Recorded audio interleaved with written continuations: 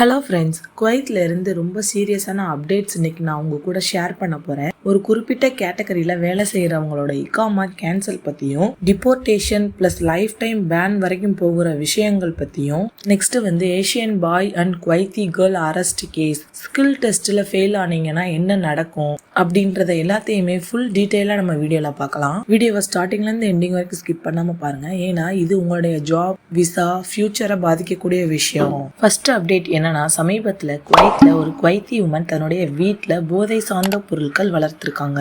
Ministry team plus police raid வந்து அதை கண்டுபிடிச்சிட்டாங்க. ஹவுஸ் இன்ஸ்பெக்ஷன்ல கண்டுபிடிச்சு ட்ரக் எல்லாத்தையுமே சீஸ் பண்ணிட்டாங்க. எவிடன்ஸை கன்ஃபார்ம் பண்ணிட்டாங்க. அந்த லேடிக்கு கோர்ட் கொடுத்த பனிஷ்மெண்ட் என்னன்னா 15 வருடம் ஜெயில் பனிஷ்மெண்ட்டும் 1000 KD ஃபைன் கொடுத்துருக்காங்க. ஃப்ரெண்ட்ஸ், இங்கே ஒரு முக்கியமான விஷயம் என்னன்னா, லா வந்து எல்லாருக்குமே ஒரே மாதிரி தான். சிட்டிசனா இருந்தாலும் சரி, வெளிநாட்டவராக இருந்தாலும் சரி, ட்ரக் கேஸ்ல நீங்க பிடிபட்டீங்கன்னா எந்த ஒரு இறக்கமும் கிடையாது.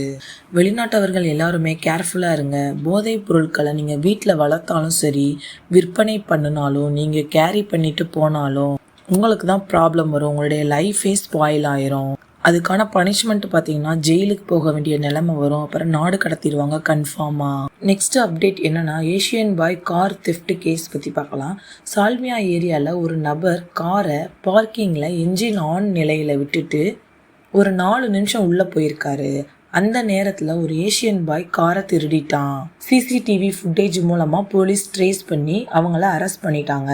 போலீஸ் விசாரணையில கார் திருடுனதை அவன் ஏத்துக்கிட்டான். காரை எங்க பார்க் பண்ணிருக்கோம் அப்படின்ற நினைவு கூட அவருக்கு இல்லை. அவ்வளோ பதற்றத்தில் இருந்திருக்காங்க. ஃப்ரெண்ட்ஸ், குவைத்தில் திருட்டுக்கு 0 டாலரன்ஸ். எல்லா இடத்துலையுமே CCTV கண்காணிப்பு இருக்கு. யாருமே தப்பிச்சிட முடியாது. ஒரு சின்ன தவறு பண்ணா கூட குவைத்தில் கடுமையான சட்ட நடவடிக்கை தவிர்க்க முடியாது. சட்டத்தை மீறினா தப்பி வாய்ப்பே கிடையாது. மெயின் அப்டேட் என்னன்னா, கவர்மெண்ட் செக்டார் ஒர்க்கர்ஸ்க்கு வார்னிங் கொடுத்துருக்காங்க.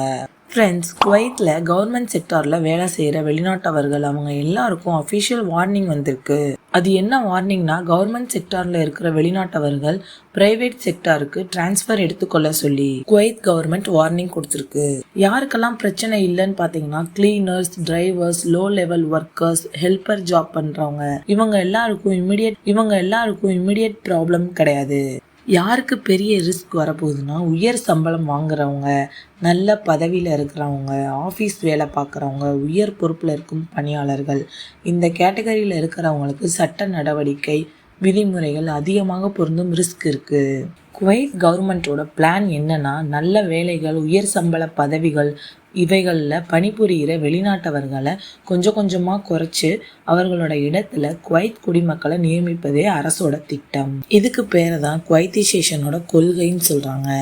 சுருக்கமாக சொல்லணும்னா, உயர் சம்பளமும் நல்ல பதவிகளும் இருக்க குவைத் குடிமக்களுக்கு முன்னுரிமை அளிக்கும் வகையில் வெளிநாட்டு ஊழியர்கள் படிப்படியாக மாற்றப்பட உள்ளனர்.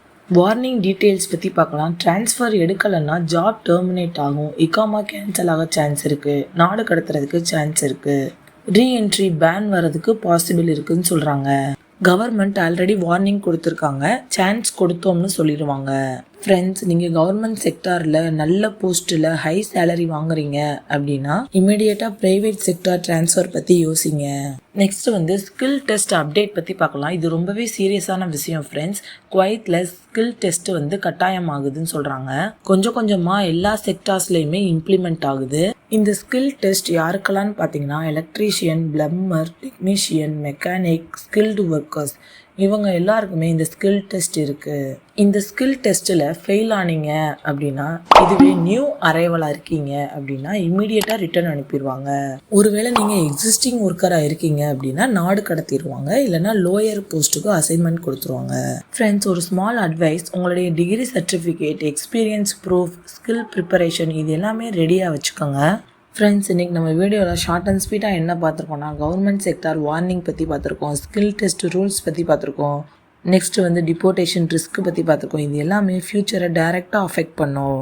எஸ்பெஷலாக கவர்மெண்ட் செக்டாரில் ஸ்கில்டு ஜாப்ஸில் ஒர்க் பண்ணுறவங்கன்னா தயவு செஞ்சு அலர்ட்டாக இருங்க ஃப்ரெண்ட்ஸ். இந்த வீடியோ உங்களுக்கு ரொம்ப யூஸ்ஃபுல்லாக இருக்கும்னு நினைக்கிறேன். மறக்காமல் நம்ம சேனலை சப்ஸ்கிரைப் பண்ணிக்கோங்க. தேங்க்யூ.